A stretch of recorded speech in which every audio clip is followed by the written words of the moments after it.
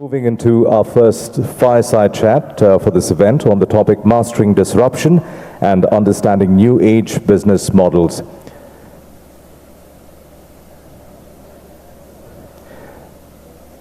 I'd like to introduce our speaker to you while the stage is getting set. We have with us Ganesh Krishnan, promoter and founder director of brands like Big Basket, Potty Medical, Bluestone, Home Lane, and other new age startups, to name a few.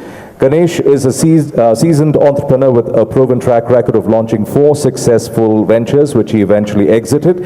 He's also the founder and partner at growthstory.in. He is an active angel investor and is a mentor and incubator for startups. He's been recognized as one of the iconic entrepreneurs of India by the National Knowledge Commission and was a nominee for the Economic Times Entrepreneur of the Year 2015. Please give him a huge round of applause as we welcome him to this event. I'd like to request him to please come up on stage. And the interlocutor for this fireside chat is Madan Padki, President, TiE Bangalore. Please welcome them with a round of applause, and it's over to you, Madan and Ganesh.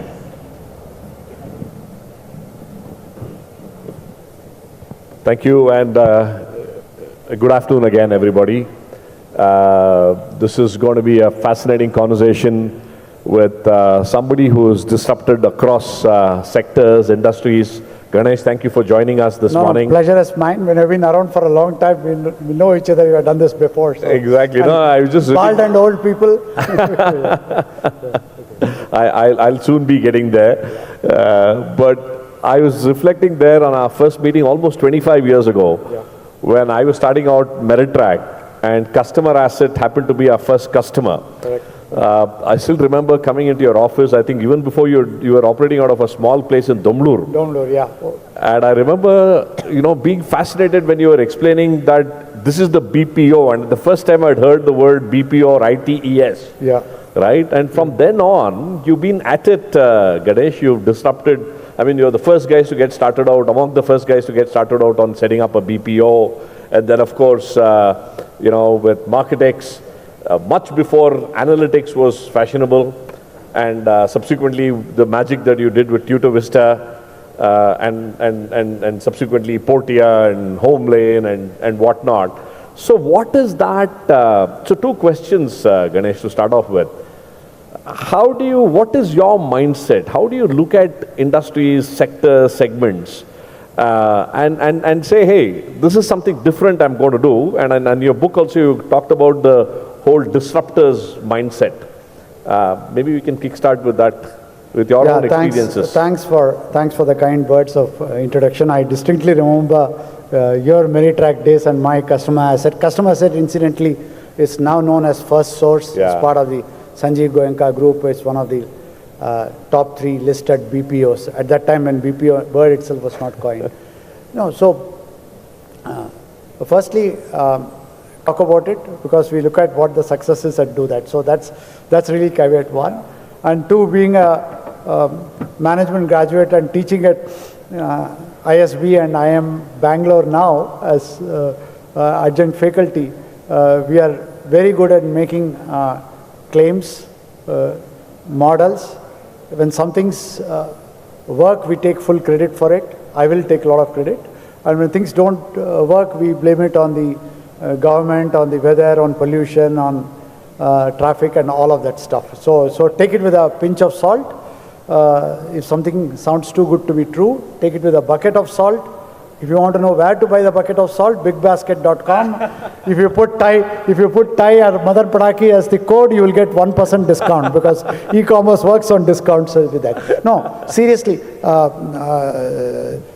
What I'm going to share is my view of it. It's not the only view, and I've been often wrong. So having said that, the way I look at it, Madan, is that in India, we have huge problems that everything is broken. We just heard a fascinating presentation. To do stuff like that is tough. Okay. In India, because everything is broken, and I'm saying that in the good sense. I've lived all my 63 years in India, studied in India, worked in India, so I'm an Indophile, so I love India. But everything is broken, right from traffic to roads to water, electricity. So our thesis across all ventures have been if you are able to find a pain point, which there are plenty around you, and come with some kind of a way to change the status quo. Use technology, use online, use Indian resources for US market. Do some disruption, is a wrong word. Do something different to challenge the status quo, then you can build valuable businesses. The underlying theme is simple. For us, Indian entrepreneurs, everything is broken is a great opportunity, not good as citizens, but good as entrepreneurs. Two, thanks to technology, data, analytics, whatever you want to use, if you can come and disrupt the status quo, you can build a large business. And the underlying theme is, I'm not brilliant, I don't have a magic wand, I can't outdo existing Infosys or existing retail operator. But if I deliver online, or I can't do a Manipal hospital you're very familiar with, I can't build a better hospital than Manipal, okay, right? But if I can do out of hospital care, then I can change it. So a common thing, large pain points, core sectors, and some disruptive way of changing the status quo. Okay. And I think I can see the pattern that you've done that across all the ventures. Now, one of the challenges that we see, or one of the stories that we hear, or things that we see in the market is people are copying models blindly, right? You know, you take delivery or cabs, Uber model coming into Ola, whatever. What is it that, what do you feel about, as you said, the large problems that we have? How do we create our own innovations for the Indian market? And what is your perspective on IP? And I also want to bring in especially the context of DPI, the digital public infrastructure that we are seeing being rolled out at a massive scale, and that's hitting almost every other sector now. If you were to look at that from a technology angle, which is truly the democratization of tech, how do you bring these two together, the innovation and tech, which is now becoming more and more available rather than we having to innovate on tech? Yeah, I know. I think it's a fascinating question, and that's a great opportunity for all of us now for the next at least 10 years, okay, right? If you see electric vehicles, if you see technology being done, trying to do that in India, people may snigger that it's copying, but to me, it's perfectly fine, okay, right? So one, there is no negative connotation attached with copying business model, Amazon of India, Uber of India, or anything like that. That's Airbnb of India. The second is, like I mentioned, the Indian problems and situation is so unique. Different. Even if you do copy, you have to literally innovate everything. And you have seen the Flipkart race, right? Yes. When Flipkart started in India, Indian environment, ecosystem was not conducive to doing Amazon in India. That's why Amazon did not start in India. Why? Credit card penetration was low, online trust was low, cash on delivery does not exist in the US. There was no overnight courier. FedEx in US, overnight shipment is possible across US. That was fundamental for Amazon to succeed. That was not available in India. Third-party couriers and what we have today was not available. I'm talking about 2005, 6, 7, 8 time frame. So Flipkart had to build a payment ecosystem, logistics ecosystem, cash on delivery, returns, reverse logistics, all of warehouses, everything together. So even though it's a copy of Amazon model in India, the amount of innovation is substantially high, and which we see it again and again everywhere. Take healthcare, for example. In UK, it is NHS, it's government way. In US, most of it is insurance, private or otherwise. In India, it's self-pay. 1/3 of the people, less than 1/3 are insured. So you have to solve for a price point differently, for a self-pay differently. So I think at one level, copying is good. If you can copy and execute in India, I think there is enough innovation because of the challenges of India to be able to do it. The other thing, digital public infrastructure is the envy of the world. I mean, you see anywhere you go in the world, they talk about how advanced our digital public infrastructure has become. I mean, in Bangalore, in the center of the city, you will have potholes, but the digital public infrastructure in the remotest place will get you almost the cheapest internet cost. I think that as the basis, just like in US or in developed countries, roads, railroads led to development. Here, the digital public infrastructure is phenomenal opportunity. ONDC, account aggregator. Take Namayatri, for example. Okay, right? It's unbelievable that is there. Also associated with it is the SME margins in India is low. So the traditional way in US SMEs do by listing on platforms and paying a platform fee or platform tax of 25%, 30%, 40% can't work in India because they don't have that kind of a margin. So you need a Namayatri kind of solutions by which you do it. And again, top opportunity if you ask me, next 10 years, build on digital public infrastructure available in India. You can build lots of businesses. Wonderful. No, I think completely resonate with that thought. I think this whole, when we had done the Thai Global Summit last month, the whole theme was democratization of entrepreneurship. And this whole democratization of tech is playing a huge role in startups coming in from not just Bangalore, but every nook and corner of the country. Right? Yeah, absolutely. You can be anywhere. You have access to the same or better quality of internet. You don't have the pollution that we have. At least Bangalore, we are lucky. But if you go to NCR or something like that, you'll complain about it. You have a different kind of a environment there. Here, you don't have all of this. You have more time, better quality of life, and you can build the same startup. I mean, Thai Bangalore is doing a lot of effort in the tier 2, tier 3. Yeah. We now have Thai chapters now in Mangalore, Mysore, Hubli, Dharwad. We're starting off Kalburgi. You know, I was in Gadag last week and I met so many young entrepreneurs who says, why isn't there an entrepreneur ecosystem here? What can we do? So there is you'll find next waves coming from there because they have more time, same aspirations, more hunger and absolutely. And I think, Ganesh, with that, I think we can apply for a entry into the Guinness Book of World Records because we have spent 15 minutes without the word or the letters AI coming into our conversation. Especially given where we are. So let me bring that in before the audience says, what the hell, nobody's talking about AI. I mean, of course, the book is all about mastering disruption and new age business models. And we've seen in the last couple of years how AI is truly bringing in like unimaginable kind of disruptions to everything that we do. What is your take? And as entrepreneurs in this room, what is the lens that we should look at harnessing AI? What's your thoughts on this? Yeah, so I'm happy to share my thoughts, but again a caveat, I'm a bald old man, okay, right?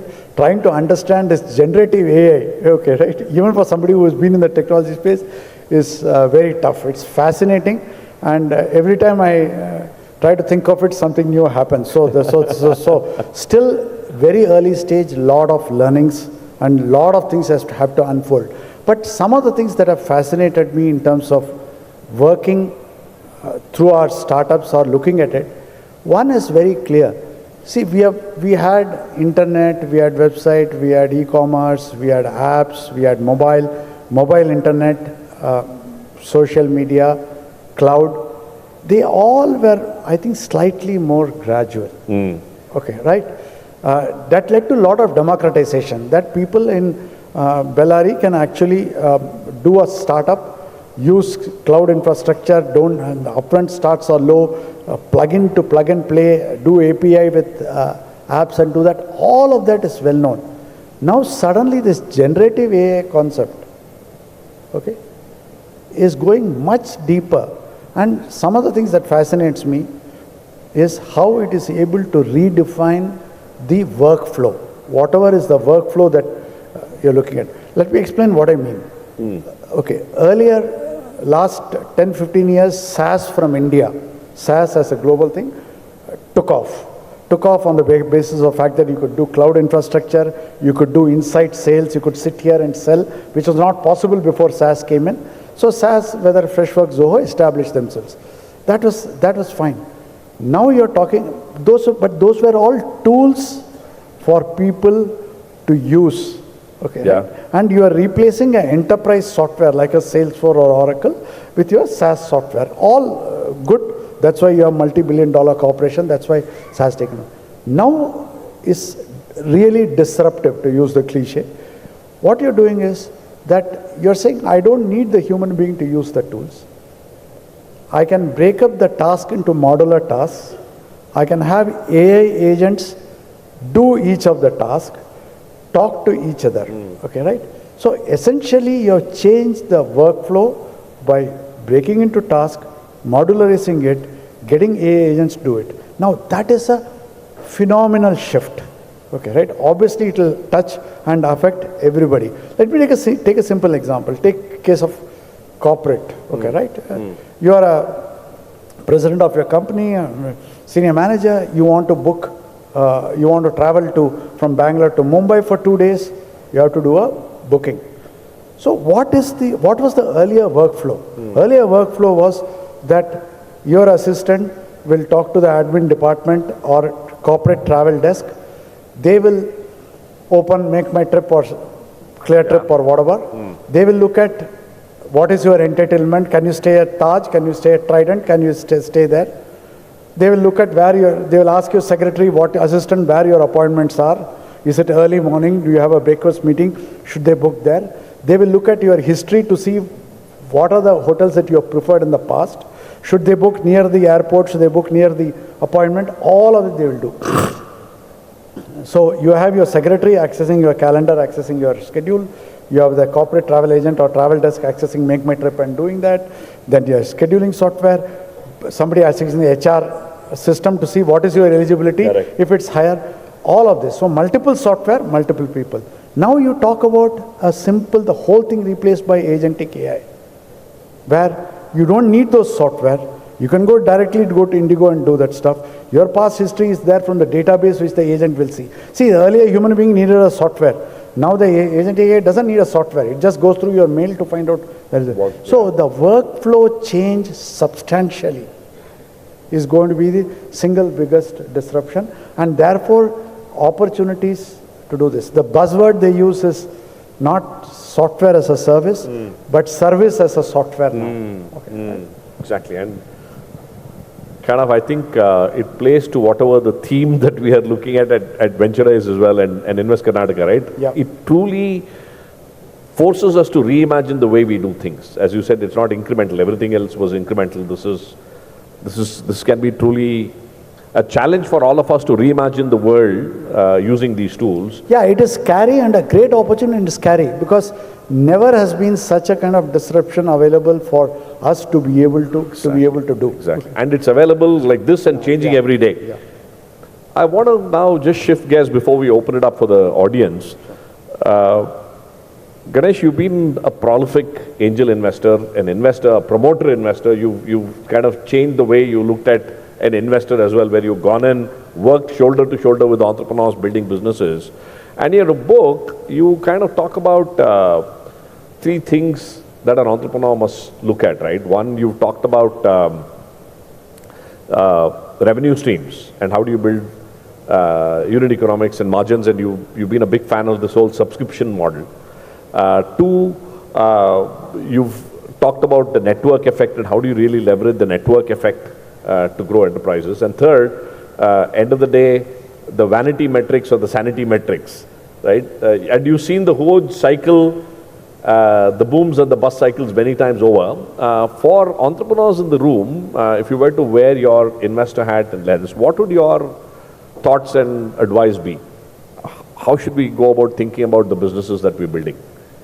No, so I think one, again, while I can talk very nicely about it, wearing a professorial act, the fact is that I have been part and parcel of the ecosystem, being the perpetrator and culprit in many times of all the vanity metrics and of all the excesses that has been there. So please take it with a bucket of salt once again, that this is hindsight and coming this. When I was talking about vanity metrics, somebody said, used this word saying that you are talking about vanity metrics, it's like the saying that says, "So chuhe kaake haj ko chali billi," haj ko chali billi. So we've used all these vanity metrics and all of that in the past to be able to do that. No, I think very clearly from an investor side, the investment cycle goes through, you know this too well, huge upsides and hype cycles and down cycles. So, okay, huge euphoria, everybody wants to invest, over a Zoom call they will invest and all that stuff.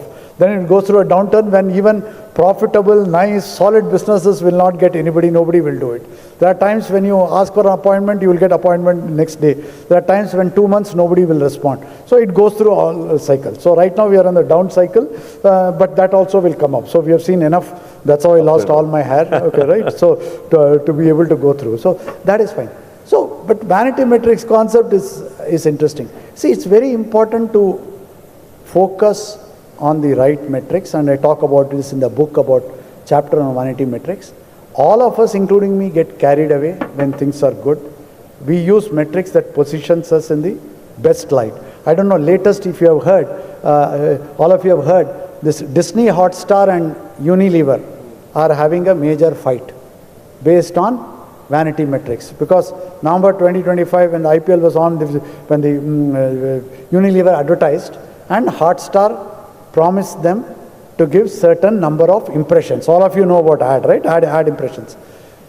The Hotstar viewers saw the same Dove ad 150 times in a week, 150 times in a week. Okay.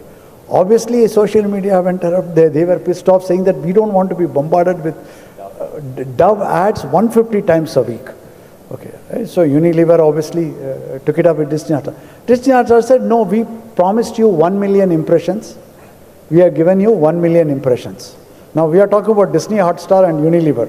Look at the metric. 1 million impression. What Unilever thought was they will get 1 million unique impression, or almost 80% of it unique impression. What Hotstar did was 100,000 people showed it 10 times. That's an example of a vanity metric where it is there. The fight is going on. I don't know how it will get resolved. So using the metrics, similarly we do it with GMV. Okay, right? When our companies are valued on GMV, we show GMV. The discounts are shown not as part of GMV is shown in full, and discounts we show as marketing costs. Okay, returns we show as marketing costs, or other costs we show as GMV. So I think from an investor side, from an entrepreneur side, focusing on the core metric that matters is important. Use vanity metrics. Traffic is good, traffic to your website. But what is the bounce rate? What is the conversion? It's important to get that. The other thing also in metrics is that people confuse between leading metrics and lagging metrics. Okay? You say retention is low, churn is high. That's a lagging metrics. It has happened because of your NPS score is low, or the bounce rate has been high. There are some reasons by which it happened. Focusing on the leading metric to take corrective action will help the entrepreneur. Many of the times, especially happened post-COVID, you had companies which had raised money at large valuation are not able to raise any money. So you see Unicorn is shutting down, or companies at this. Happens because the switch between a vanity metrics, which is okay. I also feel good when we talk about vanity metrics. Like somebody sent me a metric saying that your book is #1 seller on Amazon. Okay, right? Which is, I had to make that plug. Okay, right? So #1 seller on Amazon, which is great metric, but that doesn't mean anything. It depends on how many other books were there. Okay, right? No, this is distillery #1, but what is the number? How many copies got sold? Exactly. Okay, right? And if nobody else has launched a book recently, and this is a recent book, it doesn't show it. Okay, right? So that is that. I just will share one interesting thing about metric. All of you have heard of Cobra effect? How many of you have heard of Cobra effect? Cobra effect, yeah, okay. Many have heard of Cobra effect. So this is a story during the British times, when India, they had lot of cobras. Okay, right?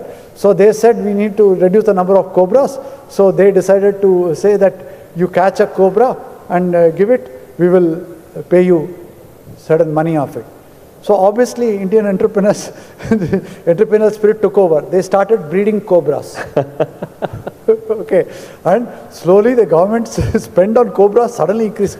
They realized how come there are now 10 times the cobras than normally that was there, because they were breeding. Then they stopped it.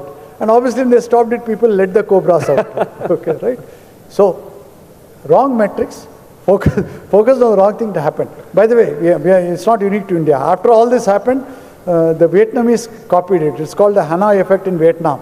They are not with cobras, with rats. But there they did something which is more stupid. Okay, right? They said You don't need to bring the, they didn't want the rats to be killed and brought and all that. You bring the tail of the rat. So, the Vietnamese people, smart people did something. They used to cut the tail, okay, not kill the rat, leave the rat in the sewer so that the rat will breed further and further. So it was an exponential increase in the number of rats and exponential increase in the number of tails. Because even with tails, the rat can still breed. Okay, it used to happen. So that's an example of focusing on the right metric and not on the wrong metric to be able to. Yeah. So, and, talking of cobras and rats and the speed of delivering cobras, suddenly I was reminded of the speed of deliveries that we're getting in our homes, the new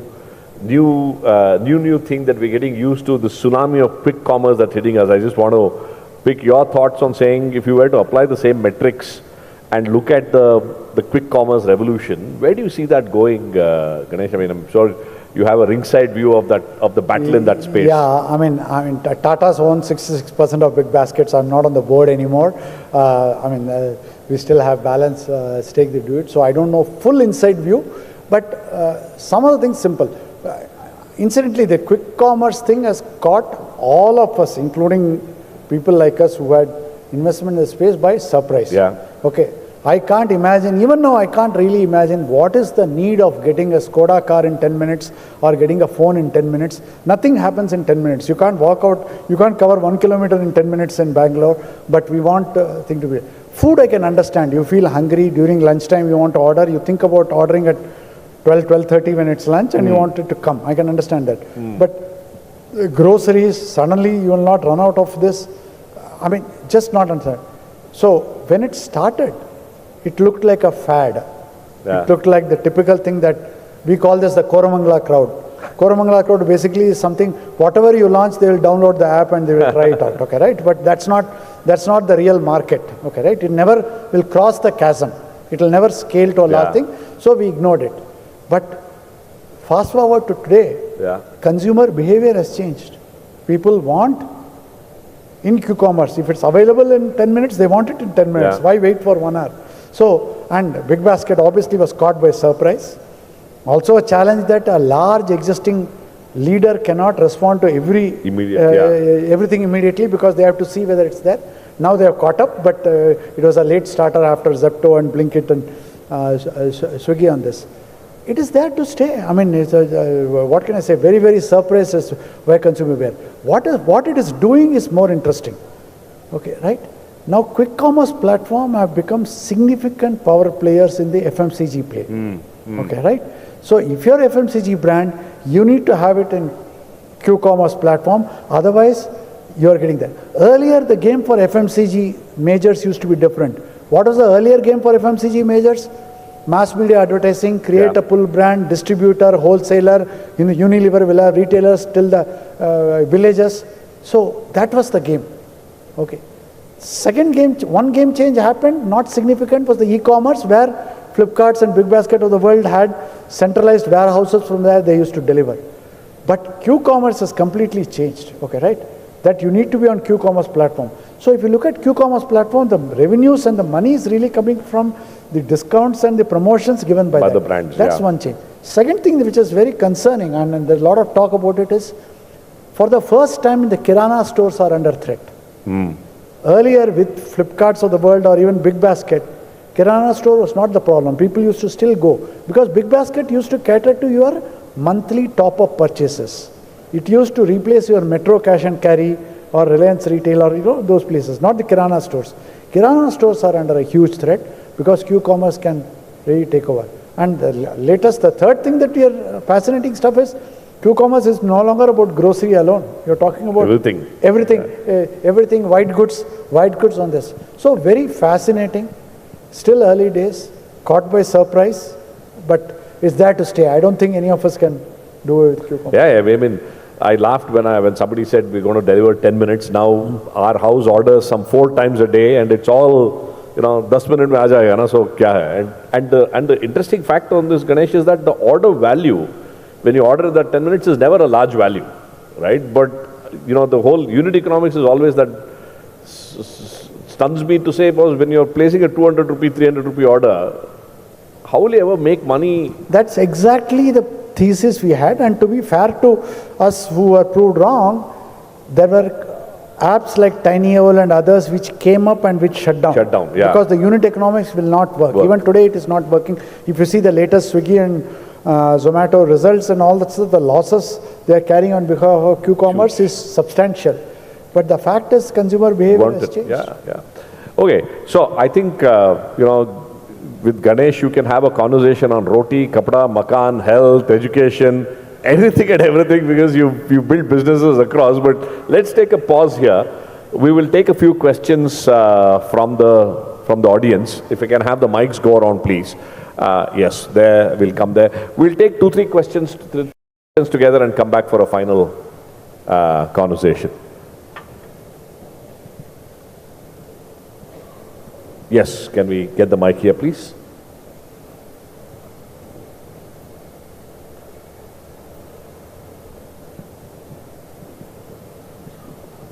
Hi, Madan and Mr. Ganesh. We met long ago.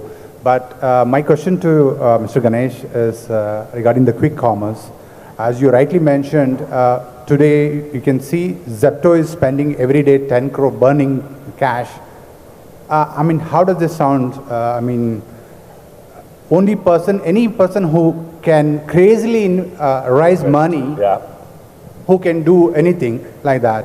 I mean, what about the other entrepreneurs who are trying to do something, so heavily rely on such investors? What you are advised to the young entrepreneurs who is raising funds? Super. Thank you. We'll take another question. Quick commerce versus slick commerce, maybe. Yes, can we get there, and we'll get the mic there the next. Hi, Mr. Ganesh. Actually, I work in the field of innovation, and we are developing some kind of product with the IP of my own. Now, as you rightly mentioned that entrepreneurs, and especially who are innovators, they experience two factors. One is the which the IP actually proposes, and the other one is that the Indian conditions are such that the innovator or the founder has to deal with that. Now, my real question is about the investor community, because since we have to deal with two factors, so my question is that what about the investor community? Do they realize that they have to do something extra for different kinds of entrepreneurs are there? So they have to do something extra for people like us, because we are facing some uphill challenges, and especially if the IP has gone international, then a lot of cost and all that factors are also there. So I just want to ask, how well is the Indian investor community responding to that? Sure. Thank you. We'll pick that up. Yeah, can we get there, please? Yeah, can we get the mic? We have... Yeah, we will take this and the next two questions, and we'll come back. Yes, sir. Yeah. Good afternoon. My name is Venkatesh. I work in the healthcare segment. I just wanted to have your opinion or thoughts on this quick commerce superimposition on the e-pharmacies segment. Because much as other things may be required or not required, but I presume that medicines are the one which, if delivered in 10 minutes, there is a great probability of success. But looking into what happened with pharmacy and the other ones, I just want to have your bird's eye view on that. Thank you. We'll take those two questions, please. Can we get the mic there? Yeah. The lady first, and then, yeah. Good afternoon, sir. We talked about technology disrupting and how it can transform across industries. I wanted to know, how do we get tech into sensitive industries in India, like temples, for example? So what recently happened at Mahakumbh is a tragedy. Could it be better if there was tech involved, if there was maybe an AI crowd management system? So how do we tackle industries like this, which are somewhat rigid to having technology on board? Great question. Thank you. And one last question there, please. Hello, sir. My name is Arpit. So at TrueFit, we are building wellness retreats and events aggregator platform. So my question to you is, you discuss about pollution and you discuss about the corporate and a lot of hustle, right? But with that comes exhaustion. So what are your thoughts on the wellness part of the employees or the people who are hustling a lot? So thank you. Thank you. So Ganesh, we can kind of, there's Yeah, a so couple of questions I'll take some and tough ones. I'll ask you to I'll ask you to answer. No, so on the first on the Q-commerce thing, and the question was to do when somebody is outspending and Yes. doing this, what is it that is Entrepreneurs can do, yeah. What is entrepreneur? It's very, very tough. Okay, right? It is very tough, and I have been victim of that also. I had a company called Book Adda, which was into books. Okay, right? We had raised some money, lost a lot of money, then finally returned some of the money left back to the investors, because every day we used to go. Flipkart used to sell the book below the price. Okay, they used to lose money per book. per book. Okay, right? No gross margin, no contribution margin, nothing. Lose money per book. You cannot compete. Okay, right? Reason we kept on doing is, we said this will be an initial discount, it will not continue and all that stuff. Then they raised another $200 million. Okay, right? Then we shut it down. Okay, right? He said you can't do it. So it is those businesses which require this kind of funding for discounting to be able to do that. It's very difficult unless you are playing that particular game. Okay. Now, it's unfortunate if you get caught in that particular cycle. Crossfire, yeah. Crossfire. In the Trishanku or crossfire, if you get stuck, it's bad. If you are able to ride the wave, it's good. Okay, right? I have benefited. Big Basket, when we started 13 years back, there were 40 e-grocery companies, 40. Okay? None of them were doing well. None of it exists now. Now. Okay, right? You might have heard of 2 or 3, others you not have heard of. There we said, grocery business is going to take a lot of capital. People who will succeed will be only people who can raise capital. If you can't raise capital, you can't succeed. So we also said, we will try for 1 year. If we are able to raise capital, we'll run it, otherwise we'll shut it down. Okay, right? That was the thing. We were fortunate there. Why did the balance thing do not go? Because they were not able to raise that capital. Okay. So that is a fact. If you are operating in that space, get out. Yeah, okay. Sure.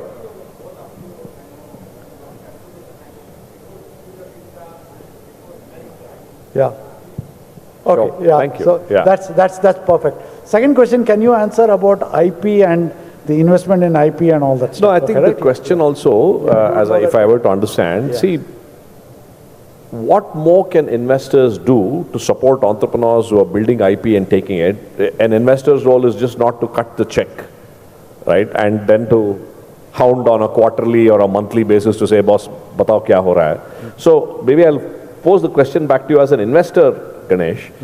When you work with an entrepreneur, how do you view that entrepreneur? Do you see him as an extension of your own?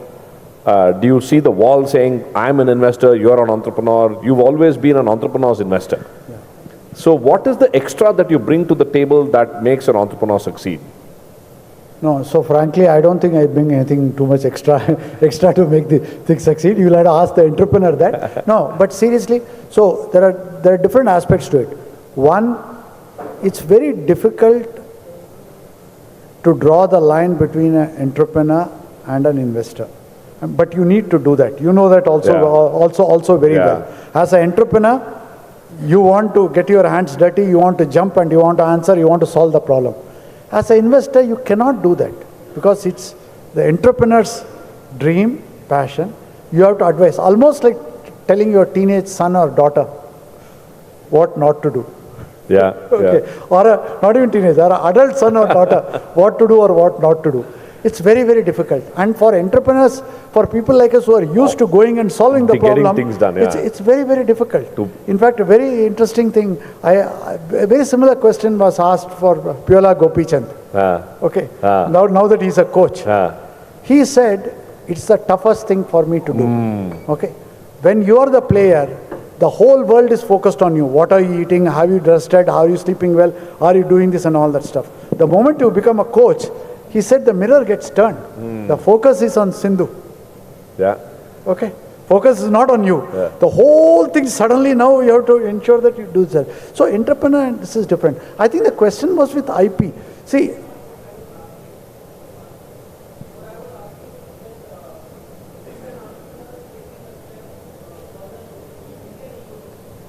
how are Indian investor community different from somewhere else in the world?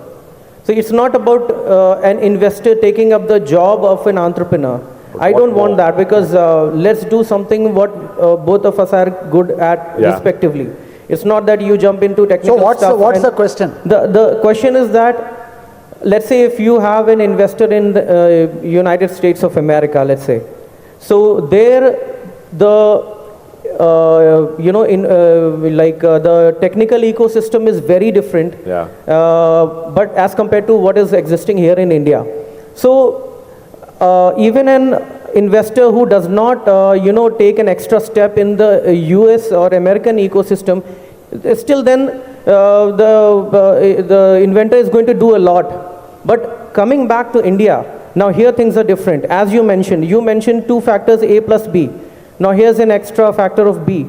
Now even the investor has to be, sensitized towards that thing. He cannot be just a simple investor putting in money and taking reports. So I got the question. No, so you are absolutely right that based on your sector and based on your business model, you need to seek appropriate investors. For example, I met C Fund, which is doing deep tech investments. There are certain things where the investment community, the appreciation is already evolved in US. They are coming to India, but are still in the nascent stage. So if you are in those sectors where the investors are more likely, more prevalent, more appreciative, and more abundant in US, you will have to seek money there. Okay, right? There will be maybe some time lag that exists that will catch up. Okay, right? But you will get to that. So short answer, horses for courses, seek appropriate investor. No, that's all. Even in an American ecosystem, the people, innovators over there have to seek the right investor. It's not that even in America, he ends up finding some, let's say if I work in drones, and I don't, I'll never knock the door of investor who's working in e-commerce. I'll never do that. Correct. So that fact is always there. But considering that, because I feel that the innovator and the investor should go hand in hand. If either of them is lacking in their own respective work, the vehicle is not going to go forward. So maybe I'll address that in a slightly different way. And that is our endeavor at TIE. See, the point here is, my belief and as an ecosystem here, we should help open more doors for entrepreneurs from government, corporate, and other entities, research labs that are doing work here, especially when there is deep tech and IP involved, right? And I think as an ecosystem, we need to do a lot more working together than what's already evolved, let's say, in the Valley. And coming back, it is forums like this at VentuRISE where we are trying to bring the government, the corporate, the academic institutions, research labs and entrepreneurs together. But I think your question is very valid. We still have a long way to get there. But as an investor, I have seen many enlightened investors who go out of the way to open doors, to make the connects, to make sure that the entrepreneur, finally it's your business, but entrepreneur sees opportunities and figures out what to do with it. Right? Maybe we can take this question I understand. offline. There was quick commerce and pharmacies. So pharmacy question is very straightforward and simple in my opinion. E-pharmacy as a model, by the way, I'm a small angel investor in pharmacy, so I understand the pain of e-pharmacies. Okay, right? So e-pharmacy, the unit economics just does not work. So Q-commerce is again another one where unit economics does not work. So Q-commerce plus e-pharmacy is a double whammy. The challenge for e-pharmacy, which if you ask me, is simple. That given the price regulation, given the average order value, forget the chronic care or forget the other chronic medicine, the average order value for medicine is low, delivery cost is high, there is a 20% to 30% discount, and it's a solved problem in India that you have next door pharmacy everywhere. So the compelling thing, some cases you need urgently, Q-commerce will be good. But today between the family members to a servant to a security guard, you'll be able to go out and get the medicine, even at very remote small tier 3, tier 4 towns and villages. So that model itself has not worked. I'm hoping it will work for my sake because I'm an angel investor. Yeah. I'll come back to that question on the temple. There are two very interesting things happening. In fact, one happening right in our backyard, like the digital public infrastructure that we talked about. There's a new initiative by the Ministry of Tourism and a foundation called Kalki, which I'm a part of. We're creating an open network for tourism, art and culture. Right? It's called OneTAC. So the idea is, how do you bring the temple economies, how do you bring artisans, how do you bring cultural enterprises as a part of the stack, so that they can start adopting tech, and finally they'll adopt tech when they see business happening. Right? So how do we make tech work for that thing? I think there's a lot of opportunities. In fact, at TGS we had a day-long session on cultural enterprises itself. So this space is hotting up very fast. Watch out for that. The other thing that I was very fortunate to be a part of was an initiative by Ramesh Raskar, the MIT Media Labs lead. He's organized a group of startups in Nasik, which also hosts the Kumbh Mela, called the Kumbhathon. And there were, last month I was there at an event where there were 60 startups, all engaged in providing advanced technologies for an event like the Kumbh, right? Surveillance, drones, crowd management, health and hygiene, so on and so forth. You should look up Kumbhathon and see the various interesting startups. Happy to connect you if you're interested with that team as well. And the last question, I think age is catching up. We forgot. The wellness. Yeah. Area. In terms of macro or trend, the concept of wellness is obviously catching on. Everybody is talking about wellness, which is a good sign. The focus is on how to prevent serious sickness by being healthy, right? Ensuring good quality of life, not long life, but focus on longevity and how to add years to your life, but good quality of life to those years. So there is a lot of focus going on. So one of the areas that coming up would be a lot of focus spent on being healthy, being wellness, preventing getting into hospital. Okay, right? That's a macro. At the micro operational level, the challenge that these models face is, where is the money? Will people be willing to pay for it? How is the monetization going to be? That is a fundamental question that has not been answered. I do understand that even in Q-commerce it's not answered, but it's valued at billions of dollars. Okay, right? In India, we pay for pain points. Okay, we'll pay for painkiller, not for vitamins. Okay, how many of us here have actually gone to a dentist to show our teeth for a normal regular checkup? We will not go. We will go only when there is a pain, knowing fully well that if we do regular checkup, that pain can be averted. Does not happen. So that has been the challenge. Very few people have really been able to break out, because you and I included, will read a lot, will talk a lot about being healthy, wellness and all that stuff. Will I actually dip into my pocket and pay money? No, I'll pay money only when there is a pain. So that is the caution on the other side. But huge potential, under-penetrated space for future. Yeah, lovely. On that note, let's bring this session to a close. Time's up, but one last question as a message for our entrepreneurs, Ganesh. I mean, I'm assuming, and I think I've read somewhere that you're a movie buff, right? So if your life was a movie, or if there's a message from a movie that you would like to leave our audience with. For example, for me, I'm a big fan of this message. When somebody asked this question to me, I said, for me, the movie that comes to my mind is Lage Raho Munna Bhai. Right? The thing is, as entrepreneurs, the problems you're trying to solve are wicked, we need to, the only mantra is lage raho, right? But you also need to know when to fold up and when to get out. So any final comments? No, Lagero Munnabai is, I think the perfect message to leave this audience, audience with, okay, right? Entrepreneurship, nobody said entrepreneurship is easy. All of you know that. They only said that it will be worth it. Yeah. So the message to you is, it definitely will be worth it, and all the best for all the participants, all the finalists for the event. Thank you. And Hello, sir. Excuse. yeah, pick up the copy of this book. It's available outside. Ganesh, look forward to many more conversations with you, and keep continuing to inspire us. Thank Hello, you. sir. Sorry to interrupt you. I have a question. So I am Amit, founder of Amexus AI. So I recently started my startup. Before starting Amexus AI, I worked with big tech companies like Microsoft, Qualcomm, and Samsung. And I studied from IIT BHU. So I am coming from a tech background. So I have built my expertise in AI domain. But as you said that entrepreneurship is getting your hand dirty. So I'm new to getting my hand dirty. So what's your advice and in this, like as I started recently, we have our product in healthcare and e-commerce, and we are like just starting with our clients and going forward to it.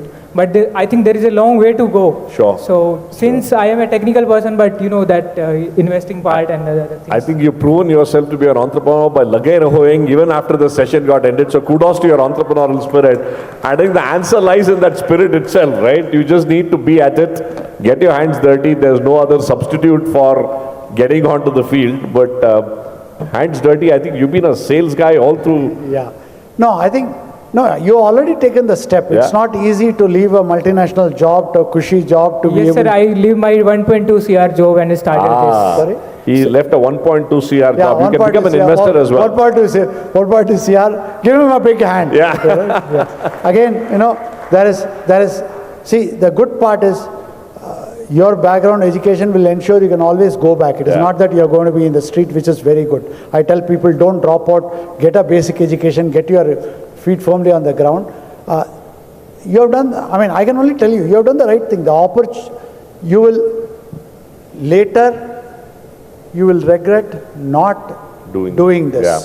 Okay, right? That is the worst regret to have. Okay, right? Better to have tried and failed. I'm not saying you'll fail, but better to have tried and failed than not try at all. Yeah. Okay, right? And opportunities today, the ecosystem today, the world today is all the ducks are aligned to make you succeed. What you need to do personally, don't run out of cash. Okay, sir. Okay? Don't run out of cash. Everything else will follow. Thank you sir. so much. Thank you so A huge much. round of applause. Thank you, Ganesh. Well, on that note, we'd like to thank both Ganesh and Madan for that absolutely brilliant fireside chat.